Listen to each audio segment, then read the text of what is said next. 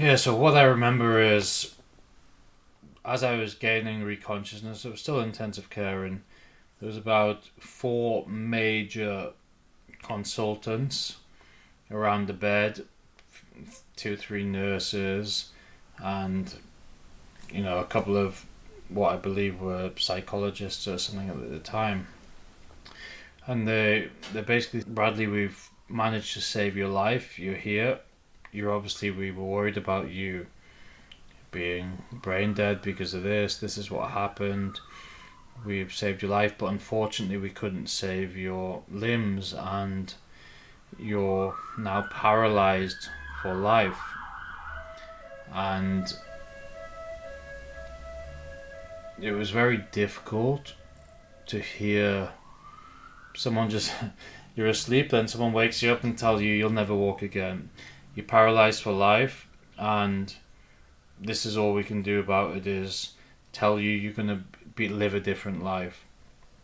And I remember my immediate reaction in my head was it was for me. I mean, we're talking very specialist people, right? Like in a neurosurgical teaching hospital, one of the best in Europe. People aren't just like, oh, this might be the case. And I remember them saying, you're never going to walk again. And it was kind of went a bit blank, and I was just like, and they said, have you got any questions? I was like, yeah, by the way, guys, I'm okay. I'm fine. I'm okay. Thank you for everything you've done. I'm alright. The reason I can't move my arms and stuff is because, the swelling from the operation, obviously, it's pushing on whatever and I can't move. And I made a choice in that moment, and this is where, everything that prepares you in life for situations kind of came into play. And I remember saying there's two choices you can make: accept it, and in this, and in fact, I didn't even make this choice. It was written into me through everything I'd been through and learned, and through fitness, through rugby, through the way I think about life. Is I'm not going to accept this. I'm not going to have some guy tell me what my rest of my life's going to be like. I'm going to find out that for myself, and until I accept that is the reality of the situation, I'm gonna act as if I'm completely fine. And I did that, straight away, and I said, I'm all right. Don't worry about me. Like, oh well, we've got this psychologist here because we know what we've just told you, and we'd like you to speak to it. And she came over and said, I can't remember what she said. She was like, life's changed, and we're here to help, and it's a fantastic life for.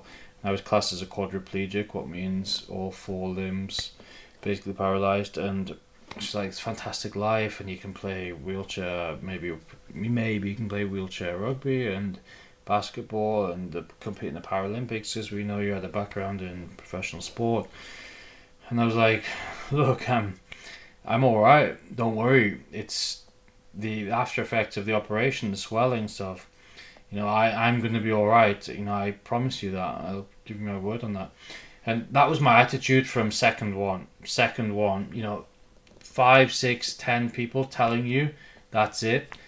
What I wanted to do is, if that was the case, fine. But I didn't want to be told that. I wanted to know that from myself, my own realization and my own, figuring out of, yes, I'm paralyzed. And of course you can still live a fantastic life being paralyzed. But the point is, you have to, and it's like anything in life, you have to want more. And if you accept what someone else is telling you as a reality, and this goes through anything, if you accept they're not clever, they're not smart, they'll never make it, they'll do this, you accept it and you become that. It's fine. It's normal. I mean, how many times has the most talented people just accept that's the reality of their life, and it's horrific, and it happens in relationships and domestic abuse, whatever it is.